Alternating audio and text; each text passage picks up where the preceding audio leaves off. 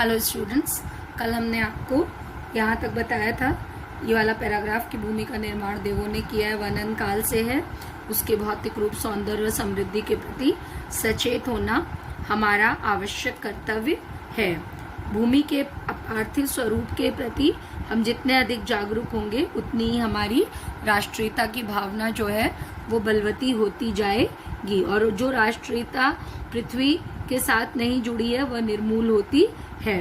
राष्ट्रीयता की जड़ें पृथ्वी में जितनी अधिक गहरी होंगी, हमें उतना ही राष्ट्रीय भावों का अंकुर हमारा पल्लवित होगा, और इसलिए पृथ्वी के भौतिक स्वरूप की आद्योपान जानकारी प्राप्त करना, उसकी सुंदरता, उपयोगिता और महिमा को पहचानना आवश्यक धर्म है। देखिए यहाँ तक ये पैराग्राफ है ना। तो क्या मतलब हुआ? इसका मतलब ये हुआ, एक बार थोड़ा सा आपको हम रिवाइज कर दे रहे हैं। इसका मतलब ये हुआ कि हम पृथ्वी के इस भौतिक रूप के प्रति जितनी अधिक आस्था रखेंगे और उससे जितना अधिक प्रेम रखेंगे, हमारी राष्ट्रीयता की भावना भी उतनी ही अधिक शक्तिशाली रहेगी। ठीक है ना। फिर वास्तव में हम क्या करेंगे कि इस भूमि ने ही हमारी संपूर्ण राष्ट्रीय विचारधाराओं को जन्म दिया है। इसलिए जब भी हमारी आवश्यकताओं की पूर्ति के लिए हमारे पास भूमि होगी, और अगर हम उससे राष्ट्रीय विचारधारा को और पुष्पित पल्लवित करेंगे, तो हम एक मजबूत राष्ट्र बना पाएंगे और एक मजबूत राष्ट्र के नागरिक बनेंगे। इसका उल्टा भी उतना ही सही होगा कि यदि हम अपनी आवश्यकताओं की पूर्ति के लिए एक भूमि के मालिक नहीं होंगे, या हमारी आवश्यकताओं की पूर्ति के लिए हमारे पास भूमि नहीं होगी, तो राष्ट्रीय विचारधारा को पनपने का अवसर भी नहीं मिलेगा। हमारी राष्ट्रीय विचारधारा कब पल्लवित होगी? जब ये देखिए यहाँ क्या लिखा है, सच्चे अर्थों के समस्त राष्ट्रीय विचारधाराओं की जननी है।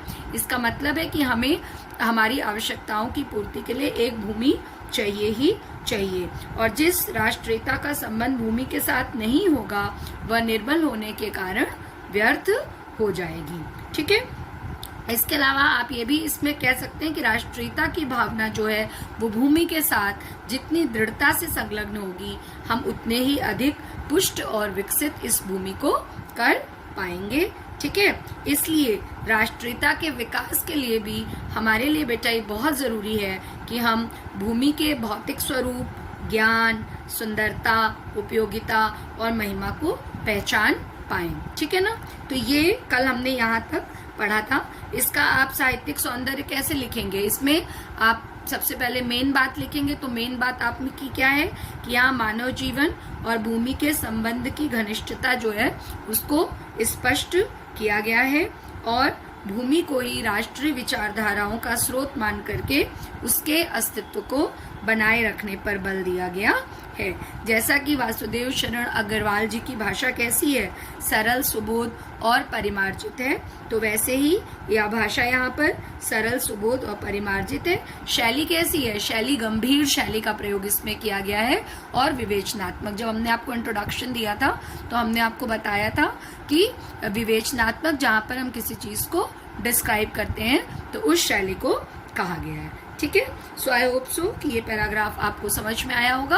अब हम लोग इसका दूसरा पैराग्राफ देखते हैं। फिर देखिए यहाँ पर ये जो बीच के पैराग्राफ्स हैं, इसमें उन्होंने यही लिखा है कि जो हम धरती पर, जिस धरती पर हम रहते हैं या जिस भूमि पर हमने जन्म लिया, वास्तव में उसमें बहुत अधिक अनमोल खजाने भरे हुए हैं, और हमको उन सभी खजानों का जो है वो ध्यान रखना चाहिए। इसलिए ध्यान रखना चाहिए क्योंकि यदि हमारी भूमि अच्छी होगी, बढ़िया होगी, उपजाऊ होगी, तो उस पर हम फसल उगा पाएंगे, खेती कर पाएंगे, हमारी भूमि में खजाने निकलेंगे, खनिज पदार्थ निकलेंगे, जिससे हमारा राष्ट्र जो है वो और अधिक सुदृढ़ और मजबूत बनेगा।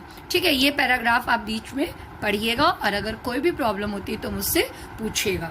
यहाँ पर देखिए ये वाला पैराग्राफ, पृथ्वी और आकाश के अंतराल में जो कुछ सामग्री भरी है, पृथ्वी के चारों ओर फैले हुए गंभीर सागर में जो जलचर एवं रत्नों की राशियां हैं, उन सब के प्रति चेतना और स्वागत के लिए नए भाव राष्ट्र में फैलने चाहिए।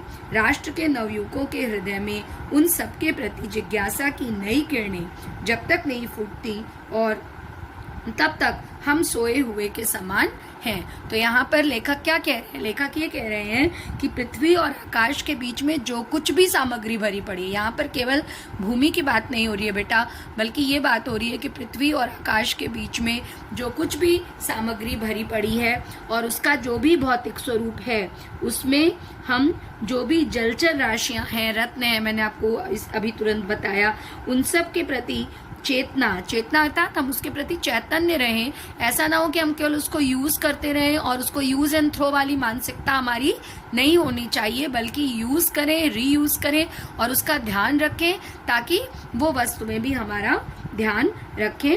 उसको हम इज्जत देंगे, हम जिसको इज्जत देंगे वो हमको इज्जत देगा। दुनिया का साधारण सा ये नियम है। तो अगर हम वस्तुओं को इज्जत देंगे तो समय आने पर वो हमारे काम आएंगी, जो भी वो वस्तुएं होंगी। और इसमें उनके प्रति चेतना का भाव, स्वागत का भाव।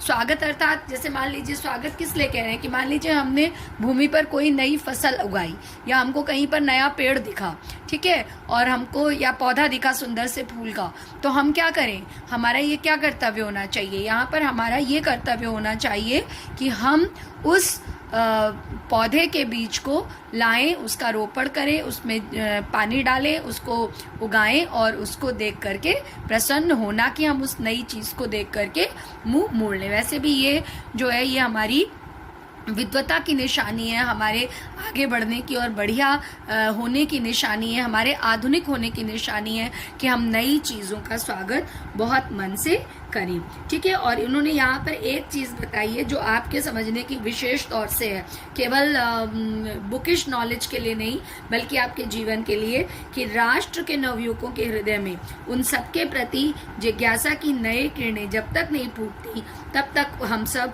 सोए हुए के समान हैं। कि ये जो भूमि हमको मिली है, हमारे पूर्वजों ने तो हमको ये भूमि देवों ने प्रदान की, उसके बाद हमारे पूर्वजों ने इस पर बहुत मेहनत की, हम इस पर रह रहे हैं, इस पर गुजर बसर कर रहे हैं, इस पर हम नौकरी कर रहे हैं, किसान लोग खेत जोत रहे हैं और हमको अन्न मिल रहा है। तो हमारा रोटी, कपड़ा और मकान की ज़रूरत, जो मूलभूत आवश्यकता है, वो हमारी पूरी हो रही है। लेकिन जैसा कि आपको पता है कि कोई भी रखी हुई चीज़ बहुत ज़्यादा समय तक हमको धन नहीं दे पाएगी या हमारे जीवन को बढ़िया नहीं बना पाएगी। तो जो हमारे देश के नवयुवक हैं, नवयुवक मतलब नवयुवतियाँ भी, नवयुवक से यहाँ पर मतलब एक कॉमन जेंडर से है कि जो भी आगे आने वाली जनरेशन्स हैं, ठीक है, या जो आज की जनरेशन है जो युवा अवस्था को प्राप्त हो चुकी है, जैसे आप हैं, आप अब युवा अवस्था को प्राप्त हो चुके हैं, कुछ बच्चे इसमें से एडल्ट हो चुके हैं, 18 ईयर्स के होंगे, और नहीं तो आने वाले 1-2 सालों में आप सब जो है नवयुवक नवयुवतियाँ बन जाएंगे। तो ये हमारा